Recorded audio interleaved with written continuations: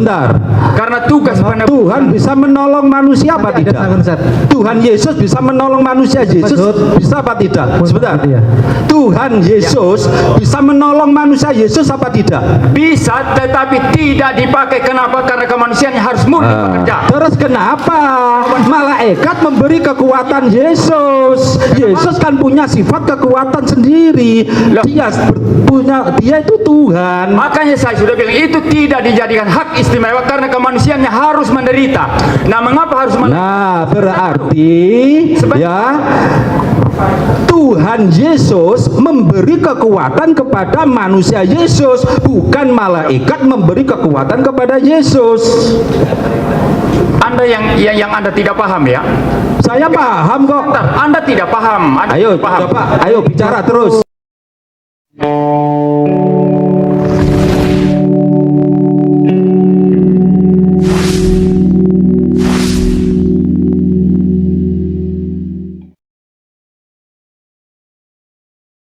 Justru kami menyatakan bahwa Alkitab itu bukan firman Allah.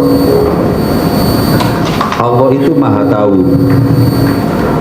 Kalau maha tahu, apalagi sudah dinyatakan bahwa Allah itu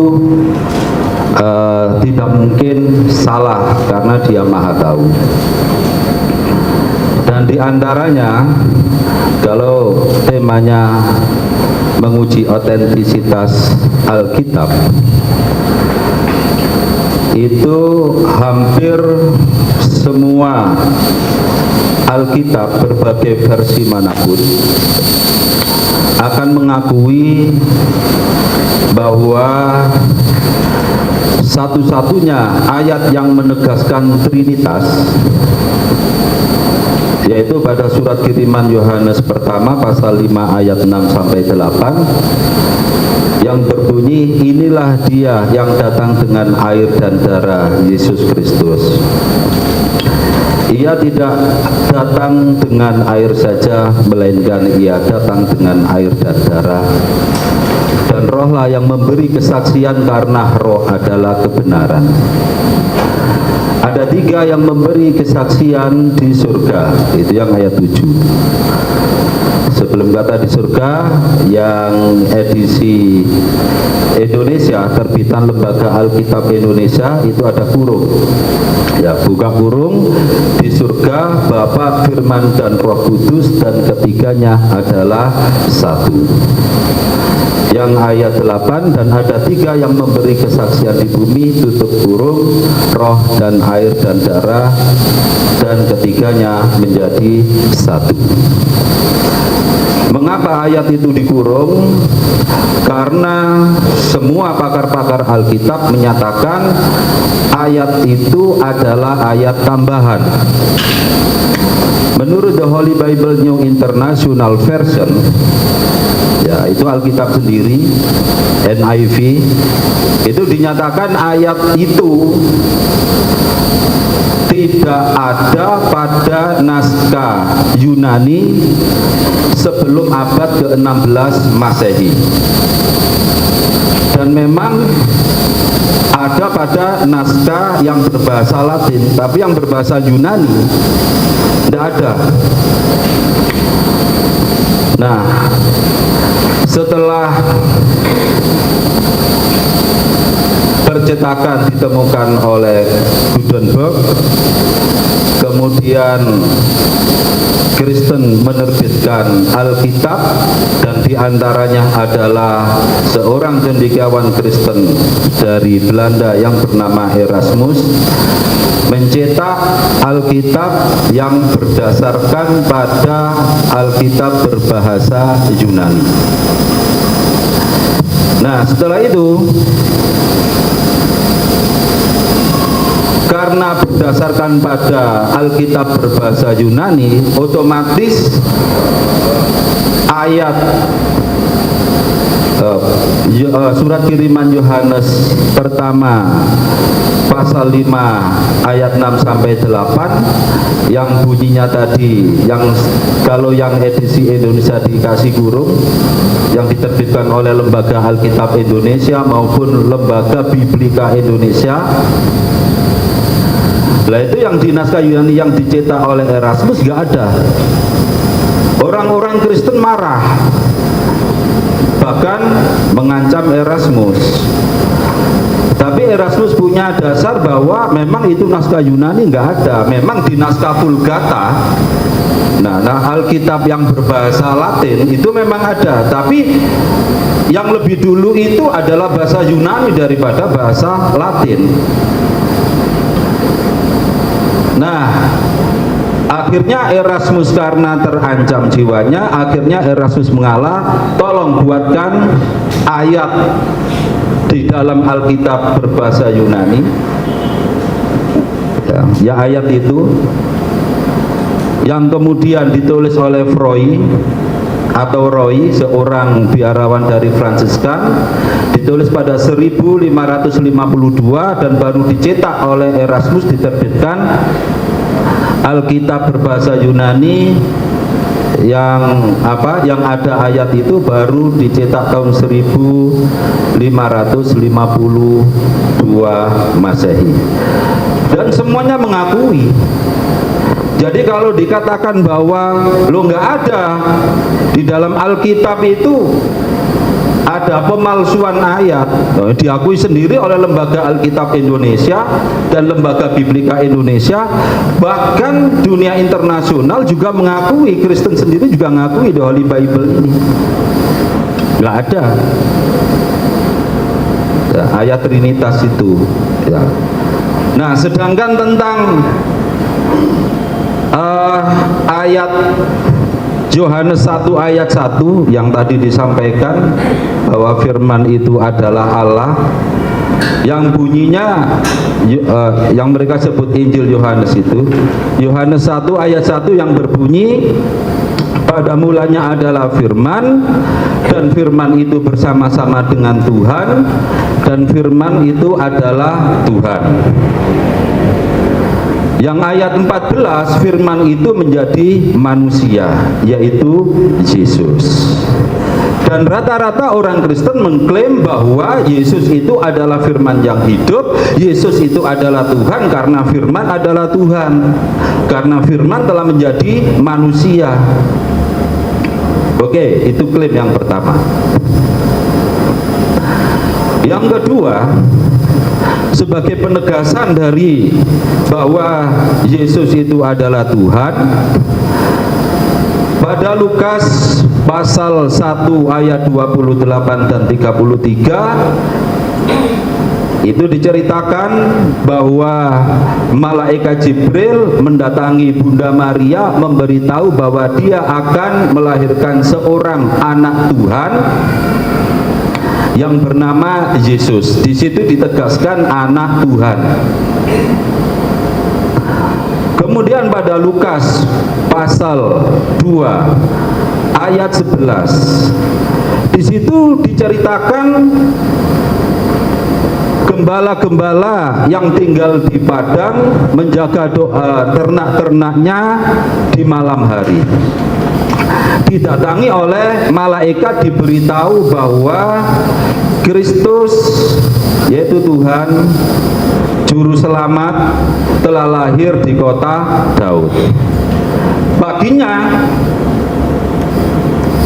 para penggembala mendatangi tempat di mana Yesus lahir, dan para penggembala memberitahu kepada Bunda Maria dan orang-orang dekatnya, orang sekitarnya, bahwa bayi itu adalah Tuhan Kristus. Dan yang terakhir pada Lukas pasal 2 juga ya, mulai ayat 42 sampai 52, ketika Yesus berusia 12 tahun. Nah, tiap tahun orang-orang Yahudi melakukan kebaktian secara nasional di Yerusalem, dan Yesus beserta keluarga besarnya yang tinggal di Galilea ke Yerusalem. Usai melakukan ibadah, pulang, rombongan keluarga ini pulang ke Galilea, tapi ternyata Yesus ketinggalan. Akhirnya balik Bunda Maria sama keluarganya ini ke Yerusalem mencari Yesus 3 hari, tidak ketemu. Baru ketemu ternyata Yesus berdialog dengan alim ulama di rumah ibadah, ya, dialog bersama alim ulama atau imam-imam Yahudi. Saat dialog itu,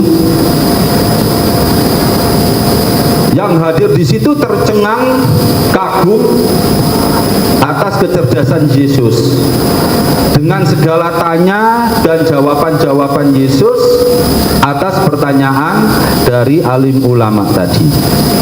Ya, ucapannya begitu mengagumkan. Sekarang pertanyaan saya adalah bahwa Bunda Maria kan sudah tahu, diberitahu malaikat bahwa anaknya itu adalah anak Tuhan yang Maha Tinggi. Yang kedua, Bunda Maria juga diberitahu oleh penggembala bahwa anaknya itu atau putranya itu adalah Kristus, juru selamat Tuhan. Karena penggembala diberitahu oleh malaikat. Yang ketiga, di usia 12 tahun saat dialog dengan alim ulama di rumah ibadah, jawaban-jawaban Yesus mengagumkan, mencengangkan orang yang ada di situ, dan itu menunjukkan kecerdasannya. Dan tadi jangan lupa bahwa Yesus adalah firman, dan firman adalah Tuhan. Firman menjadi manusia, berarti ucapan-ucapan Yesus sejak kecil adalah firman Tuhan. Dan Bunda Maria diberitahu bahwa itu adalah Tuhan. Pertanyaan saya dan permintaan saya, tolong tunjukkan naskah-naskah tulisan Bunda Maria atau orang-orang dekat Yesus, ya, ucapan-ucapan Yesus sejak usia 1 tahun sampai 30 tahun. Karena kan sejak lahir Tuhan telah menjadi manusia. Yohanes 1 ayat 14. Berarti ucapan Yesus sejak kecil adalah firman Tuhan, karena Yesus adalah firman yang hidup. Nah, kalau Pak Muriwali bahkan seluruh pendeta paus bisa mendatangkan, ya, catatan firman atau sabda Yesus, ucapan Yesus sejak usia 1 tahun sampai 30 tahun, saya akan masuk Kristen. Tapi kalau tidak bisa, itu adalah klaim bohong. Ya, mengatakan Yesus adalah firman, Yesus adalah Tuhan, klaim bohong, itu pernyataan bohong. Ya. Nah, kalau bisa mendatangkan catatan sabda atau ucapan Yesus sejak usia 1 tahun sampai 30 tahun, saya masuk Kristen. Ya, itu. Ini saksinya banyak loh ya. Nah, kemudian ayat yang juga dinyatakan tambahan oleh Kristen sendiri, yaitu Markus pasal 16 ayat 9 sampai ayat 20.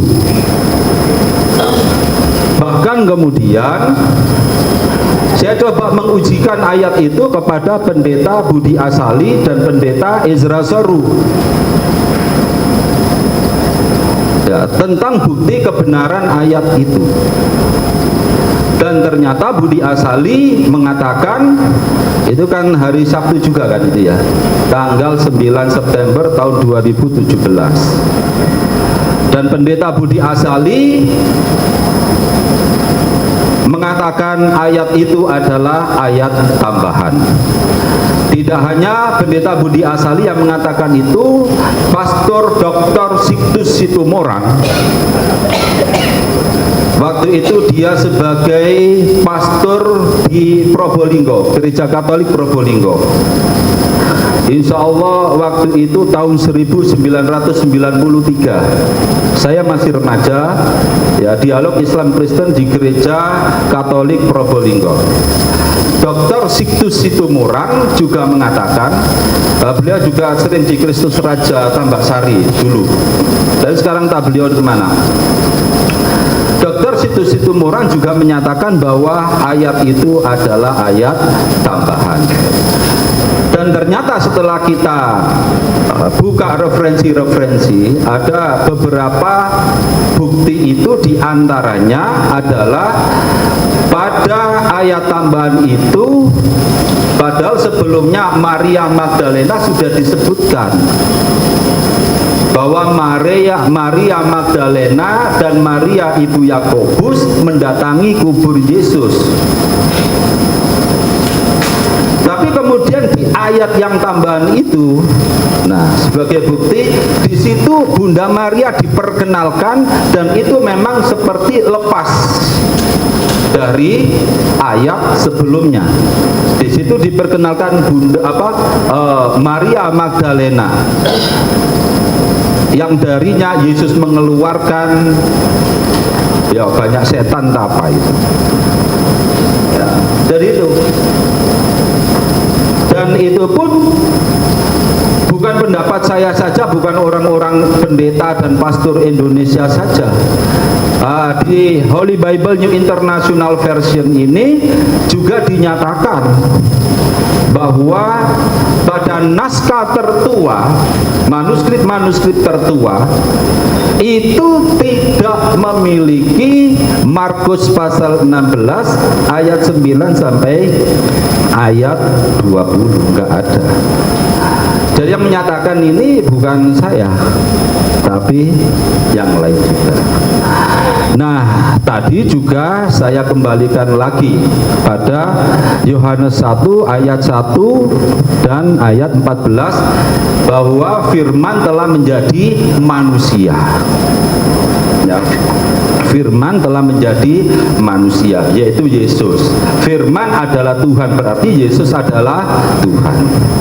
Markus pasal 16 ayat 19 disebutkan, setelah berbicara demikian, Tuhan Yesus terangkat ke surga, duduk di sebelah kanan Allah.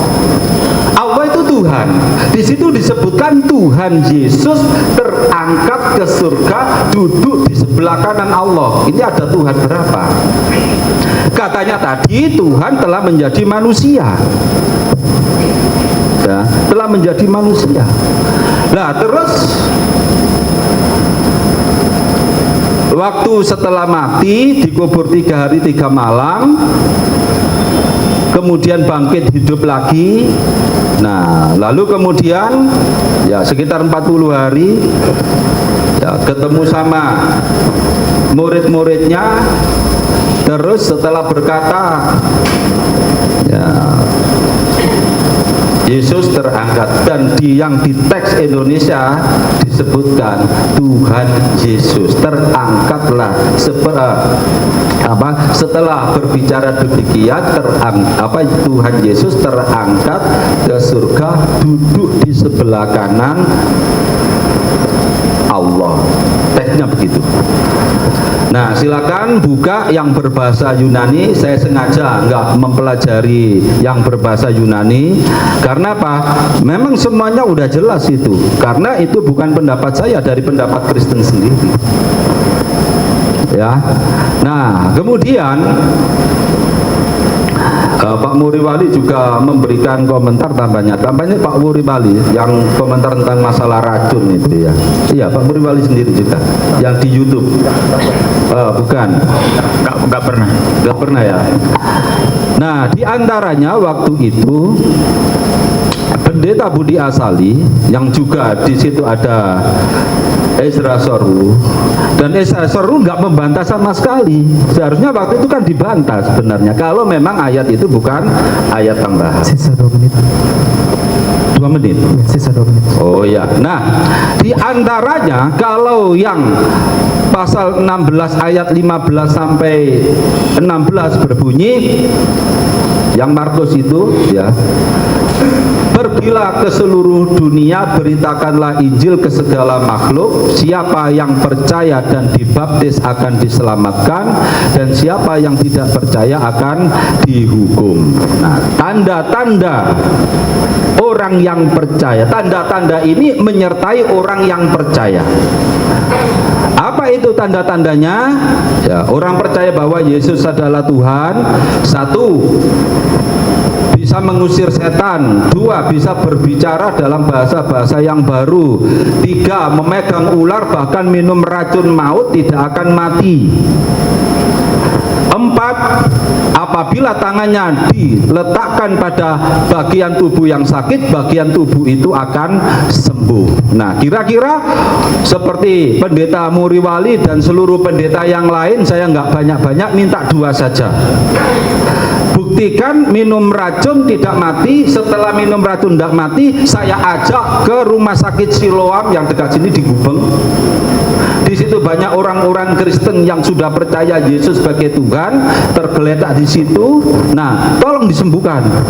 Jadi nggak usah mengumpulkan susah payah di stadion dan lain-lain. Datangi aja itu rumah sakit Kristen. Nah, kalau sudah bisa, ya tutup rumah sakit Kristen itu. Saya kira itu. Terima kasih. Wassalamualaikum warahmatullahi wabarakatuh. Jadi biar cair ya, tidak ada jatah waktu yang membuat sekat-sekat. Silakan Pak Pendeta. Ya, dikatakan bebas ya. Bebas sebetulnya waktu 45 menit itu terlalu sedikit sebetulnya, karena akan banyak yang dibicarakan, dan saya dengar dari semua argumentasi daripada Ustadz Masud tadi, itu seakan-akan dia di hadapan dia ada Budi Asali di sini, atau mungkin Bambang Nursena atau Ezra Soru begitu. Padahal saya sudah kasih tahu tadi senjata saya beda ya, begitu. Jadi gini, saya ambil satu contoh ya, satu contoh. Katanya tadi saya akan langsung masuk jadi Kristen kalau siapapun orang Kristen bisa mengumpulkan ucapan-ucapan Yesus waktu kecil, karena Yesus adalah Tuhan, pasti ucapannya itu adalah firman Tuhan menurut catatan daripada Maria, kan begitu, sebagai ibunya begitu ya, kira-kira begitu ada. Ya, orang dekat ya, orang dekat ya. Tidak hanya Maria, orang dekatnya begitu kan. Nah, ini mirip, dia berkata begini, mirip ya. Kalau saya kasih ilustrasi dalam konteks kita sekarang, saya hanya percaya Muriwali ini manusia kalau dia dibawa lebih dahulu ke laboratorium, periksa baik-baik apa dia manusia atau tidak. Begitu, ini mirip. Kenapa? Karena Yesus itu Tuhan atau tidak, itu tidak boleh ditentukan oleh sesuatu di luar Yesus. Ini mesti clear ya. Karena emas, kalau sesuatu itu emas hanya ditentukan di dalam dirinya sendiri. Tapi kan teruji. Bentar, saya belum selesai. Saya belum selesai. Jadi justru itu diuji ya, ada tentu diuji kan. Tapi yang menyatakan diri emas nanti kan bukan sesuatu faktor di luar diri. Jadi Yesus dia Tuhan atau tidak dinyatakan oleh pekerjaannya sendiri, sifat atau naturnya sendiri, dan dinyatakan oleh firmannya sendiri, saudara. Tidak boleh sesuatu di luar diri mengklaim ini Yesus Tuhan. Karena saya berkata Yesus Tuhan, maka dia Tuhan. Berarti yang berkata demikian lebih tinggi dari Tuhan. Jadi kalau saya mengkonfirmasi Yesus Tuhan ya, saya belajar, menurut pengamatan saya, ternyata Yesus Tuhan. Jadi klaim saya ini meneguhkan bahwa Yesus Tuhan. Berarti saya yang memberi klaim lebih tinggi dari Yesus, ini ngawur ya. Jadi Yesus Tuhan ditentukan oleh Yesus sendiri. Nah, dari mana? Lihat dari sifatnya ya. Alkitab mencatat begitu banyak mujizat yang dilakukan ya, termasuk berjalan di atas air, dan terutama firman-Nya ya, bagaimana dia menyampaikan firman-Nya kepada manusia. Jadi pekerjaannya, sifatnya semua menyatakan dia Tuhan, dan tidak perlu Tidak perlu sama sekali Yesus pergi kemana-mana lalu teriak saya Tuhan seperti orang gila. Nah, mirip saya kan, saya pergi ke sana kemari, hei tahu tidak yang namanya Muri Wali Yanto Matalu, ini adalah manusia loh. Loh, lama-lama orang pikir saya orang gila. Nggak usah lah kasih tahu. Saya bisa berdiri, saya bisa ngomong, saya bisa jalan-jalan ya, saya bisa berpikir, saya bisa berdiskusi di sini. Tentulah manusia begitu. Kambing, sapi, babi kan nggak mungkin kan begitu saudara. Jadi saya manusia atau tidak dinyatakan oleh sifat saya. Tidak usah saya membuat klaim atau pernyataan. Nah ini baru awal ya. Tadi saya melihat dari Ustadz Mansud ini ada begitu banyak pokok sih sebetulnya ya. Nanti maafkan kalau saya lupa, tolong diingatkan ya untuk memberikan tanggapan-tanggapan. Yang pertama itu mengenai ayat yang asli, ayat tambahan, kira-kira begitulah ya. Itu atau manuskrip yang lebih dahulu, manuskrip yang lebih kemudian, kan begitu. Saudara-saudara, saya sudah berkata tadi, klaim Kristen terhadap Alkitab ini ya, dan tentu saja kalau saya membuat klaim di sini ya, Alkitab yang autografa ya, Alkitab naskah asli, dan naskah asli itu sudah tidak ada ya. Nanti kalau ada pertanyaan tentang itu saya akan tetap memberikan jawaban. Jadi klaim Kristen terhadap Alkitab itu, semua yang ditulis di dalam Alkitab ini adalah firman Allah.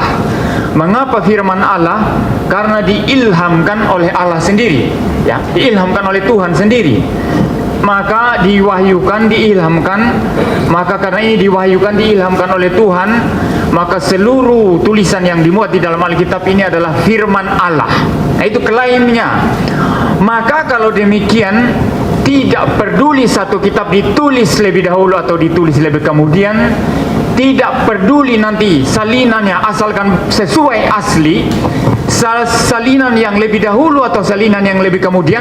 Dan tentu saja nanti dalam salinan-salinan itu tidak harus salinan ini lengkap semua, yang ini lengkap semua, tidak. Mungkin saling melengkapi. Tidak peduli ada kitab yang ditulis lebih dahulu, ada yang lebih kemudian, atau nanti manuskrip ya, yang lebih dahulu atau kemudian, selama itu diwahyukan dan diilhamkan oleh Allah, maka itu adalah firman Allah. Ini klaimnya. Maka tadi meaningless pertanyaannya, tidak relevan. Kalau dikatakan ini lebih kemudian, ini dimasukkan kemudian, tidak relevan bagi Kristen. Kenapa tidak relevan? Apakah ditulis lebih dahulu atau kemudian? Selama itu diwahyukan dan diilhamkan oleh Tuhan Allah, itu adalah firman Allah. Seperti itu.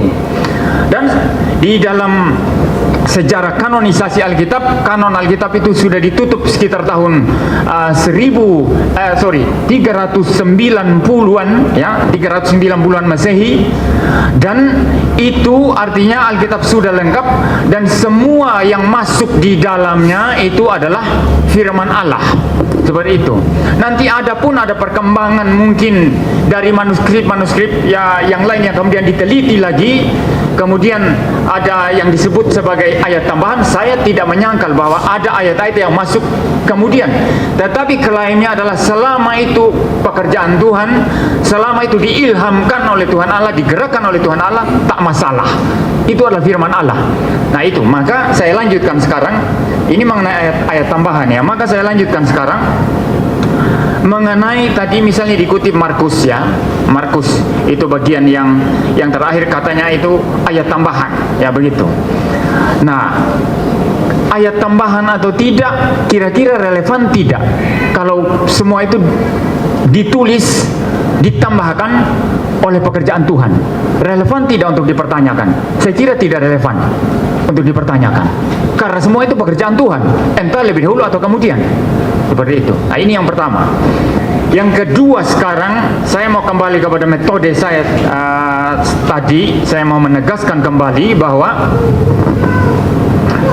Ustadz Mansud ini, dan juga saya kira apologet Muslim yang lain ya, saudara mengatakan diri kristolog ya, tapi kalau di dalam istilah Kristen itu, terminologi Kristen itu, kristolog itu kurang tepat sih sebetulnya.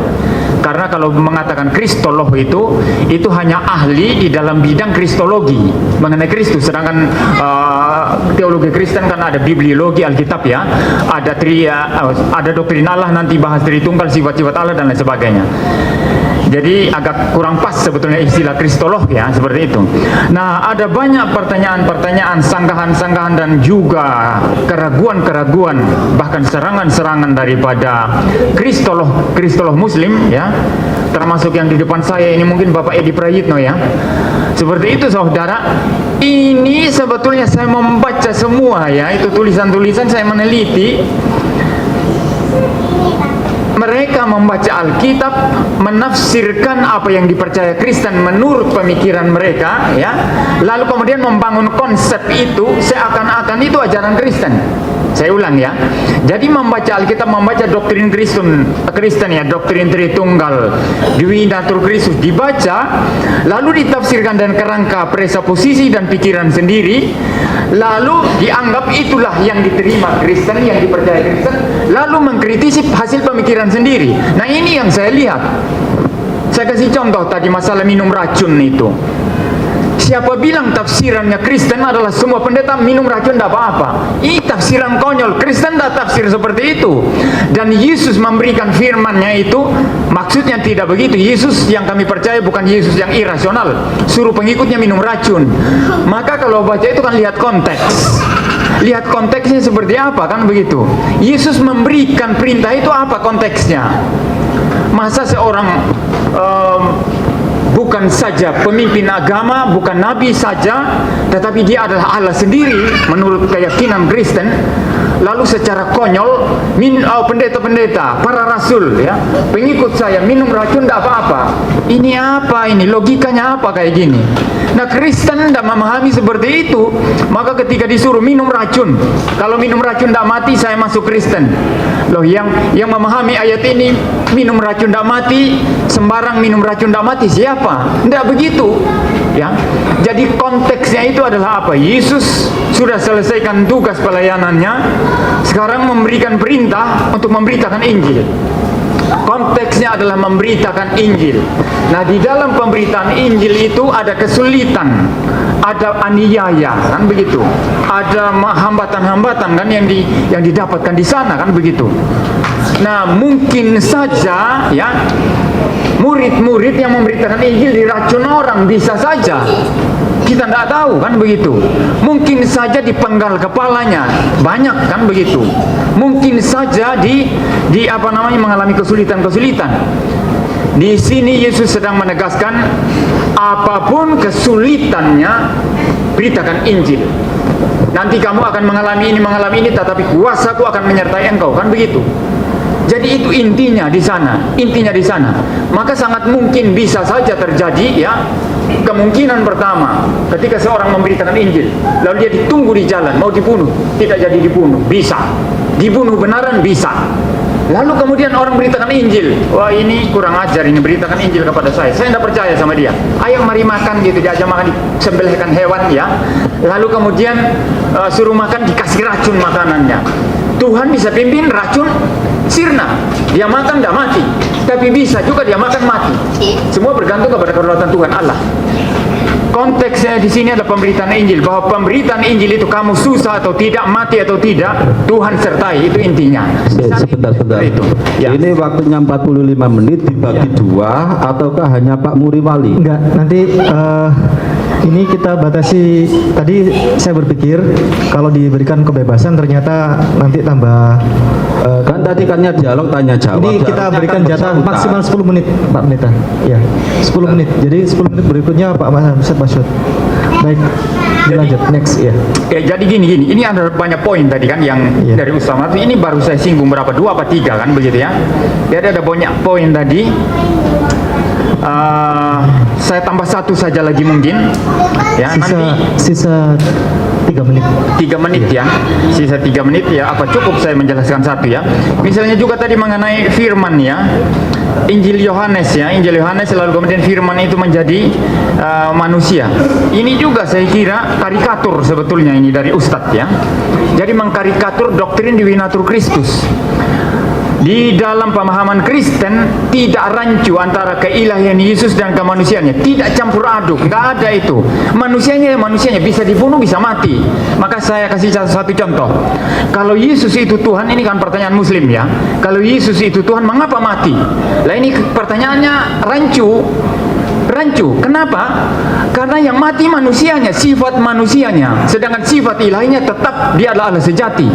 Jadi manusia bisa mati. Maka kalau dikatakan, termasuk ada banyak orang Kristen juga salah paham, yang pendetanya itu ya mungkin yang banyak, ayo kalau ikut Yesus sembuh, ikut Yesus banyak berkat ya, itu jemaat yang gak dididik. Akhirnya juga tanya, kalau Yesus Tuhan itu kenapa mati? Yang mati kemanusiaan. Mengapa kemanusiaan mati?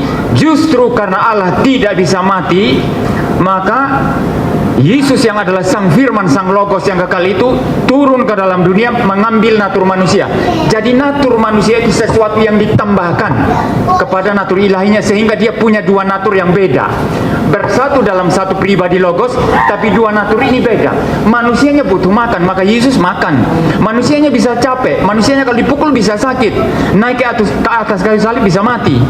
Nah, maka dari pernyataan Ustadz Masyud ini campur adukan antara keilahian dan kemanusiaan Yesus. Ini pun nggak clear. Jadi dia mengkarikatur doktrin Divinatur Christus, lalu kemudian dikritik. Tapi yang dia kritik hasil pemikirannya sendiri, bukan apa yang dipahami Kristen begitu. Saya kira sampai di sini saja. Mungkin dia mau menyanggah, silakan.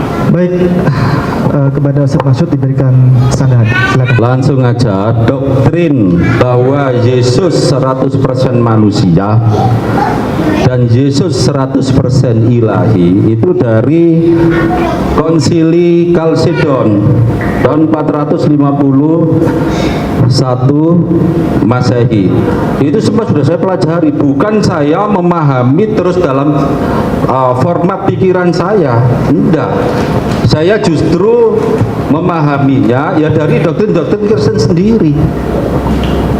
Nah, makanya tadi saya tanyakan, kalau memang Yesus itu punya dua adikodrati, kodrat ketuhanan dan kodrat kemanusiaan, di ayat itu coba dipahamilah ya, ayat Yohanes ini, firman menjadi manusia ya. Oke lah dikatakan punya dua adikodrati, enggak masalah, oke.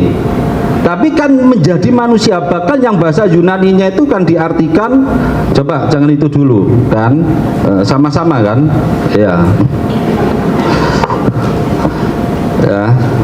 Jadi ini itu sudah ditulis kok, yang ayat 14 itu, Yohanes 1 ayat 14, firman telah menjadi manusia, yang sebenarnya dalam bahasa Yunaninya itu diartikan daging, sebenarnya bukan manusia, dagingnya maksudnya itu adalah manusia Yesus. Nah oke lah ya, kan pada diri Yesus, manusia Yesus itu ada sifat Tuhan, katakan begitu ya.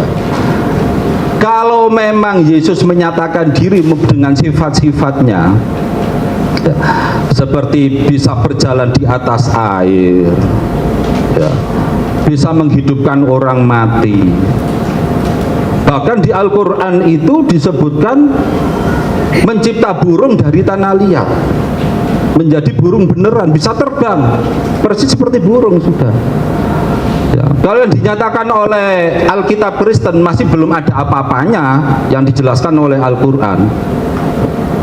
Bahkan di Al-Quran itu yang Maryam ayat 30 disebutkan pada saat dibuaian baru lahir, Yesus sudah bisa berbicara ya, lancar berbicara dengan orang dewasa, lebih hebat lagi. Nah, jadi anggapan Yesus sebagai Tuhan itu kan anggapan orang Kristen kan, bukan anggapan Nabi Isa sendiri atau Yesus. Karena menurut diantaranya juga yang disebutkan di dalam Lukas pasal 22 ayat 40 sampai 45 itu ya, saat di Bukit Getsemani Yesus berdoa kepada Allah. Nah saat berdoa itu dia didatangi oleh malaikat, dan malaikat ini memberi kekuatan kepada Yesus. Kalau memang dalam diri Yesus itu ada sifat ketuhanan, kodrat keilahian Yesus, seharusnya malaikat yang diberi kekuatan oleh oleh Yesus, bukan malaikat yang diberi kekuatan oleh yang memberi kekuatan kepada Yesus. Kan itu. Apalagi Yesus malah tambah ketakutan. Kan katanya dirinya itu ada kodrat keilahian. Mohon maaf, contohnya Ustadz Masud orang mana? Saya orang Sidoarjo. Berarti tahu rumah sakit umum Sidoarjo? Tahu, karena saya orang Sidoarjo. Berbeda dengan Pak Muriwali, Pendeta Muriwali, bisa jadi karena dia orang Malang, dia nggak tahu rumah sakit Sidoarjo. Kata-kata orang Sidoarjo melekat pada diri saya, kan gitu, melekat pada diri saya. Terus nggak mungkin, oh mohon maaf saya nggak tahu rumah sakit. Loh, katanya orang Sidoarjo. Iya, itu kan pengetahuan saya, tapi kemanusiaan saya nggak tahu. Itu nggak bisa.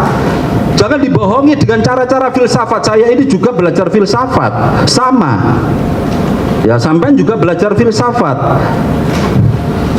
Nah ini, ya, kalau memang Yesus itu Tuhan, untuk apa diberi kekuatan oleh malaikat?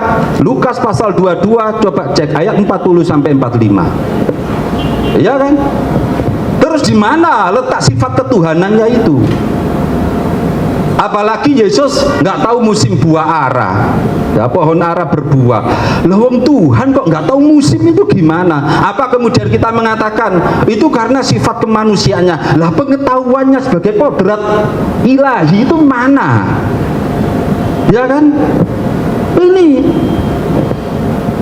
Apalagi kemudian, ya, tadi disebutkan bahwa konteks dari Markus pasal 16 ayat 17 dan 18 itu adalah murid-murid Yesus yang diperintah untuk menyebarkan Injil ke seluruh manusia. Oke. Tapi coba dicermatilah bunyi ayat-ayat Injil itu. Jangan melihat dari seenaknya sendiri ngomong dalam konteks format filsafat. Nanti ketahuan sampai nggak ngerti Injil malahan. Ya kan? Coba dilihat ayat itu. Ya.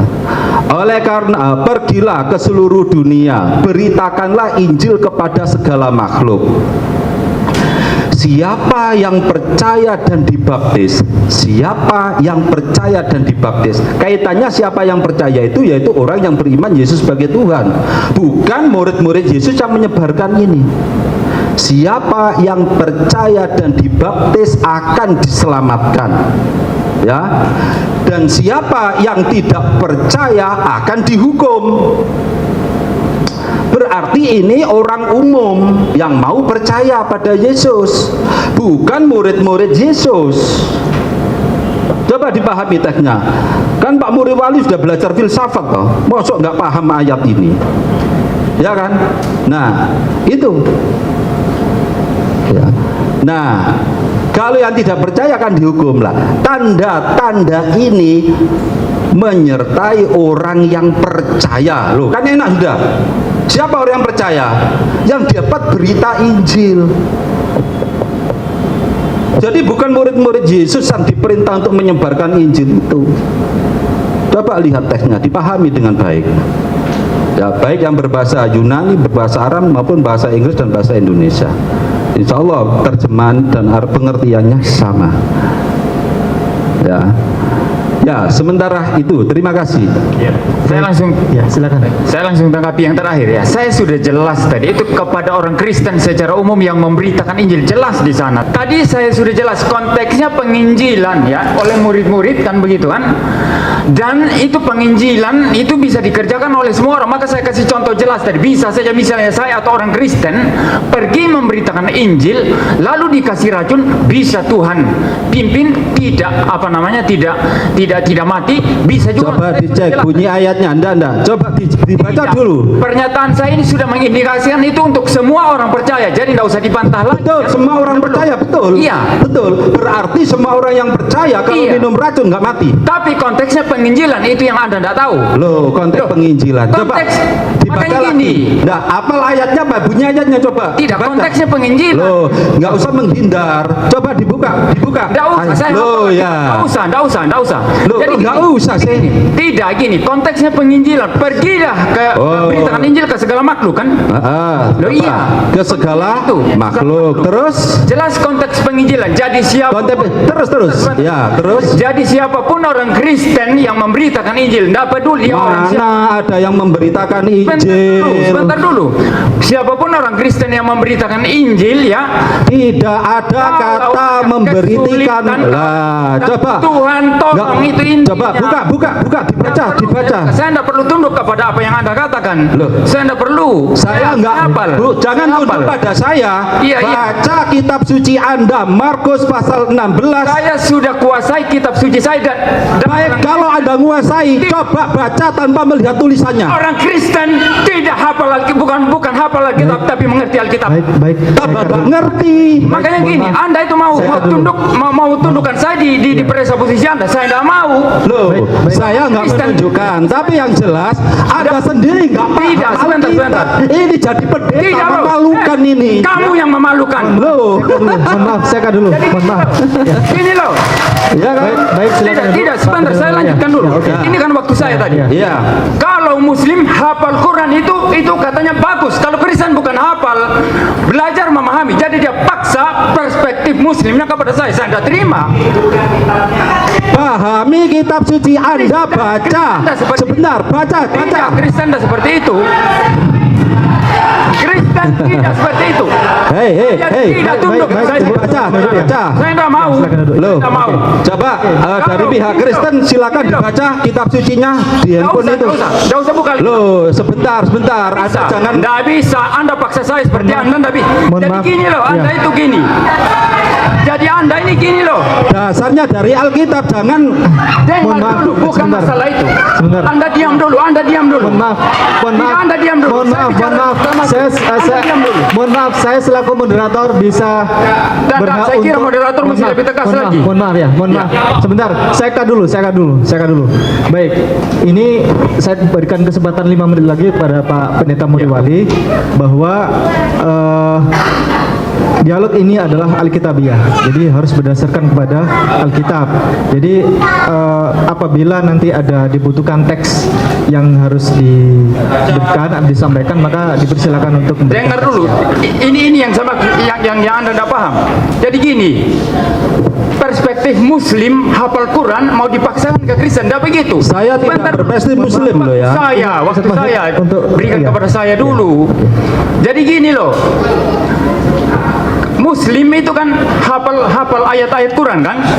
Kristen enggak. Kristen belajar memahami, bukan masalah hafal gitu kan? Jadi memahami prinsip-prinsip ajaran doktrin di dalamnya kan begitu. Jadi ini seakan-akan mau bawa ya saya dipaksa untuk ikut cara Islam. Saya nggak mau, bukan begitu, Cak. Tidak, Ibu Mohon bukan maaf, waktu Ibu, Ibu nanti sekarang. ada kesempatan Bukan waktu sendiri. Ibu sekarang. Ibu, mohon maaf, ada kesempatan sendiri nanti. Ya. Iya. Jadi nggak bisa kan seperti itu. Makanya saya bilang tadi, Ustadz Masyud ini membuat karikatur kan. Jadi karikatur seakan-akan Kristen memahami begitu, lalu dia mengkritisi pemikirannya sendiri kan begitu. Nah begini, masalah itu tadi, masalah penginjilan, saya kembali ya. Itu konteksnya penginjilan, dan siapapun yang memberitakan Injil, entah para rasul, entah para murid, atau siapapun, dia akan disertai oleh Tuhan. Itu intinya. Jadi kalau tafsiran Anda mau paksakan kepada saya, ya tidak bisa. Silakan kritisi tafsiran Anda sendiri. Saya tidak tafsir seperti itu. Tidak menafsir. Oh, pendeta, semua orang Kristen yang percaya saja silakan minum racun. Tidak ada yang konyol seperti itu penafsiran Alkitab. Tidak ada seperti itu. Jadi tafsiran itu adalah tafsiran saudara yang kemudian saudara kritisi sendiri. Ya seperti itu. Jadi Mohon maaf, nanti audiens ada kesempatan sendiri nanti setelah acara sesi ini berakhir. Oke. Baik. Tepuk tangan buat Pak Pendeta Muriwali. Silakan next, sisa 3 menit ya. ya masih ada tadi mengenai Divinatur Christus ya. Ini sekali lagi karikatur. Jadi apa yang tidak dipahami Kristen mengenai doktrin Divinatur Christus, lalu kemudian Ustadz Masyud ini menafsirkan seperti itu, lalu kemudian yang dia kritisi sendiri sebetulnya pikirannya sendiri, bukan apa yang dipahami Kristen. Mengapa sebentar, yang pikiran saya sendiri yang mana? Tolong tunjukkan. Maaf Ustadz Masyud. kan tadi kan jelas ya, kalau Allah itu ada dalam sifat Allah, sudah ada dalam diri Yesus kan gitu tadi ya. Mengapa butuh kekuatan malaikat, kan intinya begitu. Nah ini kan tafsiran yang salah atas doktrin Divinatur Christus dan tujuan Yesus kedatangan Yesus ke dalam dunia, kan begitu. Maka saya mau menjelaskan sekarang mengapa Yesus datang ke dalam dunia. Kan untuk penebusan. Sebentar dulu. Sebentar, enggak. Tolong jelaskan, Yesus kok diberi kekuatan oleh malaikat Ya, itu loh. Saya mau jelaskan sekarang, kan dengar dulu kan begitu. Jadi Yesus tujuan kedatangannya apa? Kan penebusan ya, menebus orang berdosa. Kan seperti itu.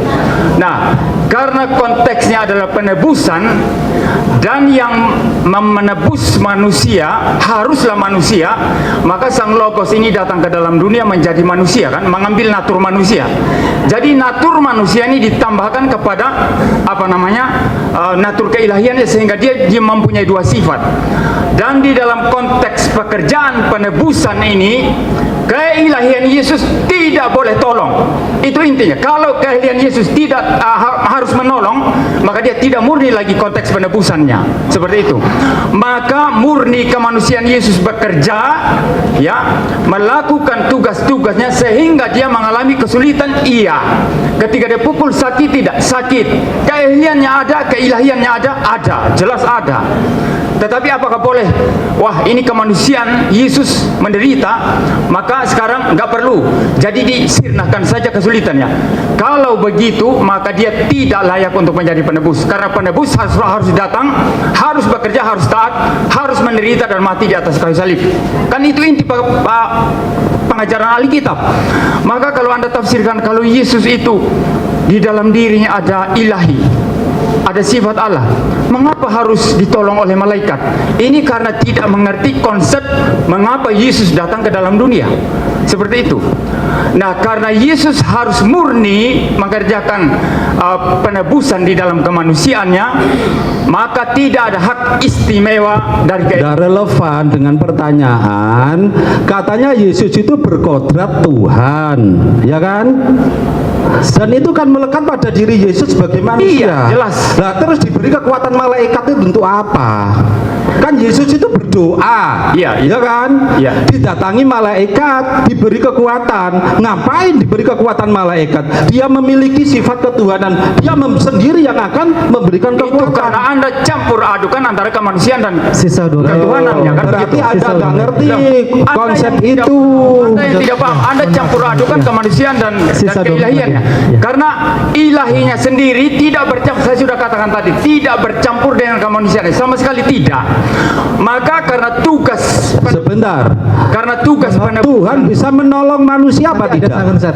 Tuhan Yesus bisa menolong manusia. Yesus bisa apa tidak? Sebentar. Iya. Tuhan Yesus bisa menolong manusia. Yesus apa tidak? bisa tetapi tidak dipakai. Kenapa? Karena kemanusiaannya harus murni bekerja. Terus kenapa malaikat memberi kekuatan Yesus? Yesus kan punya sifat kekuatan sendiri. Dia itu Tuhan. Makanya saya sudah bilang itu tidak dijadikan hak istimewa karena kemanusiaannya harus menderita. Nah, mengapa harus menderita? Nah, berarti ya Tuhan Yesus memberi kekuatan kepada manusia Yesus, bukan malaikat memberi kekuatan kepada Yesus. Anda yang Anda tidak paham ya. Saya paham kok. Bentar, Anda tidak paham. Anda Ayo, tidak paham. coba, ayo bicara terus. Waktu Jadi, sudah habis. Waktu sudah habis kepada Pak. Tepuk tangan untuk Pak Pendeta Muriwale. Baik, dari pihak sebentar, panitia. moderator, saya Mohon bicara maaf, sedikit ya. sebentar. Iya. Ini kalau kayak debat kusir seperti ini. Iya, makanya ini saya potong dulu. Potong dulu. Ya, mohon maaf Pak Iya. Pendeta. Saya potong dulu bahwa panitia menyediakan air minum putih mineral untuk mendinginkan suasana hati. Silakan bisa diminum terlebih dahulu. Baik, kepada Ustadz Masyud kami berikan waktu sanggahan kurang lebih 5 menit. Silakan. Saya kira sudah disanggah tadi kan begitu. Sudah disanggah dan sudah saya mentahkan kan begitu. Nah, gini ya, yang saya sanggah Anda sama sekali nggak bisa mentahkan dan itu nggak relevan jawaban Anda, tetap mentahnya itu. Nah, gini ya, coba saya ulangi lagi. Ya, saya nggak akan mencampur adukan sifat ketuhanan Yesus, sifat kemanusiaan Yesus. Saya itu jauh lebih paham daripada Anda. Jangan mengklaim Anda saya nggak paham. Ya, jangan mengklaim orang lain kamu karena nggak paham. Belum tentu. Buktinya Anda saya suruh baca ayat nggak bisa. Itu karena Anda bicara dalam konteks Islam Anda, saya tidak mau. Enggak. Saya tidak Sebentar. mau. Gini loh. Ini gini loh. bunyinya sebentar. Kristen bukan hafal ayat, saya sudah katakan tadi. Saya pegang seluruh Loh, prinsip Alkitab. saya tahu Anda Saya disuruh pegang baca seluruh. Alkitab nggak mau. Baca, Tapi bukan- dibuka. Iya, tapi bukan menghafal Alkitab. seperti Anda. Bukan, silakan dibaca ya. Markus pasal 16 ya, ayat 15 sampai ayat Ya. 18. Saya baca atau tidak baca, saya sudah tahu prinsipnya. Maka yang saya jelas Prinsipnya sudah. Anda itu ngawur karena nggak jujur, nggak berani baca Alkitab. Baik. Itu loh. Ini apa? Baik. Yang jujur, ayo dibaca. Baik, Sekarang silakan gini dulu. loh ya. Kalau sebentar. Sudah, Anda nggak jujur. Kalau- Tidak jujur Anda itu. Kalau saya buka Ya. Alkitab sekarang. Kalau jujur, ayo buka, baca. Ya, ayo Penjelasan baca. saya sama. Ya. Penjelasan saya sama. Lalu apa? Silakan dulu. Ayo baca, silakan. Ya, silakan ayo dibaca. Dengar dulu, penjelasan saya sama. Dan Anda yang ngawur kalau begitu. Lah, menurut Anda ngawur. Buktinya apa? Baca apa saya ngawur itu? Saya buka ya. Saya buka. Saya baca ya. Ya, baca. Yang nonton dia. Ya. Kalau tidak saya langsung pulang. Mohon maaf audiens, silakan untuk tenang. Nanti ada kesempatan sendiri. Ayo dibaca.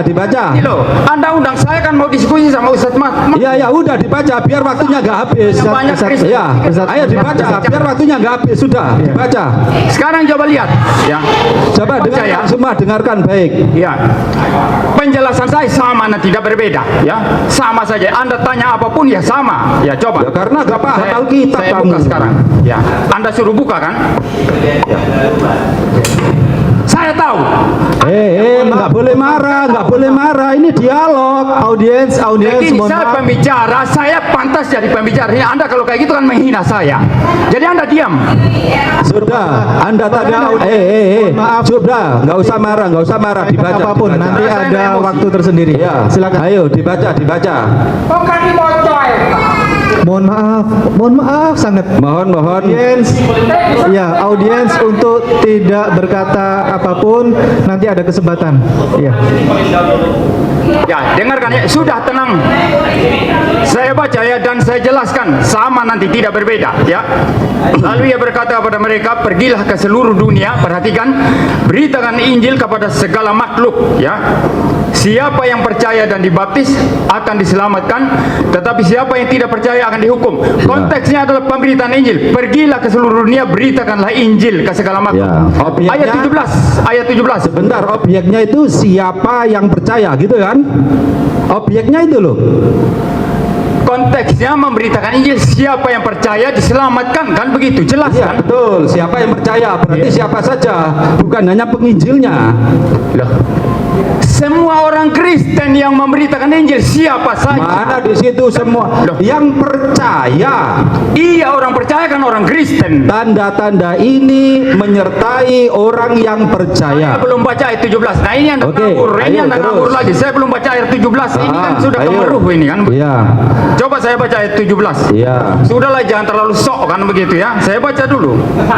Tanda-tanda ini akan menyertai orang-orang yang percaya. Mereka akan mengusir setan-setan demi namaku. Mereka akan berbicara dalam bahasa-bahasa baru bagi mereka. Ya. Ya. Jadi tanda-tanda ini menyertai orang percaya. Siapa yang orang percaya itu? Orang Kristen saya. Semua orang Kristen, betul. Lanjut. Tetapi Anda tidak bisa lepas ayat 17 ini dari konteks penginjilan. Nah itu. Anda, Nah, ya ini nggak paham kalimatnya. Loh. Ini kalau jadi pendeta menyesatkan ini. Baik, bisa dilanjut Pak Pendeta? Ayo. Oke. nggak paham kalimat bagaimana. Mohon maaf Ustaz Masud. Iya. Untuk Nah tidak ini Anda ini sudah ngawur ya. Iya. Nah, Kayak gini. coba ya. Mana? Pak Pendeta. Dilanjut. Coba dilihat sebentar, biar itu, biar dia lega itu. Ya. Kan buka toh. Siapa yang percaya dan dibaptis akan diselamatkan. Siapa yang percaya berarti semua toh. Semua orang Kristen. Saya Orang sudah bilang, Kristen. kenapa ditanya ulang-ulang? Iya, betul kan? Iya. Nah, terus tanda-tanda ini menyertai orang yang Orang percaya. percaya. Ya sudah itu, bukan yang percaya memberitakan Injil, enggak. Itulah ngawurnya Anda. Loh ya. Pemberitaan Injil. Coba dibaca lengkap lagi, dibaca lengkap lagi. Tak. Loh, Sekarang Anda dengar saya dulu. Sekarang Anda dengar saya dulu. Yesus datang ke dalam dunia apa sih? Saya bilang tadi, dengar dulu. Penebusan. Karena penebusan. penebusan itu pun juga dusta. Sebentar dulu. Karena penebusan, maka ketika Yesus selesaikan karya penebusannya, sekarang dia perintahkan orang percaya siapa saja untuk memberitakan Injil. Ini konteksnya. Dan dalam konteks ini muncullah kata-kata ini tadi, masalah racun, pegang ular dan lain sebagainya. Ya itu kan orang yang percaya toh. Itu yang Anda dapat. Ah, itu orang. Nah, sekarang gini, termasuk Anda penginjil apa bukan? Sebentar dulu. Anda ini gini loh ya. Ah. Anda ini memaksakan tafsiran Anda untuk saya terima. Itu. Saya tidak memaksa Anda, saya ingin bukti. Sekarang saya sudah jelaskan semua dan pertanyaan sanggahan Anda tidak relevan sama saya. Loh, kok tidak relevan? Tidak relevan. Sekarang minum racun itu relevan nggak itu? Pembuktiannya, Anda jangan mengatakan, mengklaim, tapi nggak berani dibuktikan. Itulah ngawurnya Anda. Loh, Dengarkan saya. yang ngawur itu pendeta Muriwali. Dengar dulu ya. Baik. Minum racun, pegang ular itu bukan bukti untuk Kristen Loh. sah Anda. Tapi di dalam penginjilan ini Yesus menyertai orang yang percaya. Jadi maaf ya, saya ini calon dokter dari luar negeri ya. Apalagi calon dokter pikirannya kayak begitu, memalukan. Kalau dia banyak seperti ini, Calon dokter kayak begitu ya memalukan. Stop. mohon dengar maaf. dulu. Kalau dia banyak seperti ini, saya stop. Saya Ya, tidak mohon akan maaf, terlibat lagi. Mohon maaf, silakan duduk. Jadi ini Pak Pendeta. dapat kusir namanya Mohon ini maaf, sebetulnya. silakan Dapat duduk, kusir. silakan duduk. Iya. Usir. Baik. Anda sendiri nggak paham Alkitab, gini calon dokter. Ya memalukan dong. Mohon maaf, Pak. Anda yang memalukan yang tidak paham Alkitab. Mohon di ya, Jadi ya, anda ini kan gini ya. Ya, silakan duduk. Ya. Baik. Anda ini kan tidak ngerti Kami Alkitab, berikan lalu kemudian kesempatan kepada tafsir Ustaz Alkitab, Masud lalu untuk kemudian minum air merasa putih paham dulu. kan Ya. begitu. Sudah, tampaknya ini debat kusir ini nggak berdasarkan pada Alkitab. Masud, mohon Ya. dibantu untuk Udah, minum air putih tampaknya terlebih dahulu. dihentikan aja. Kami Hentikan aja. moderator. Sebentar. Iya. Gini ya, tampaknya Muriwali ini sudah emosionalnya sudah nggak terkendali. Ustaz, mohon. Ya. Ya. Kami cut dulu. Baik. Sementara kami hentikan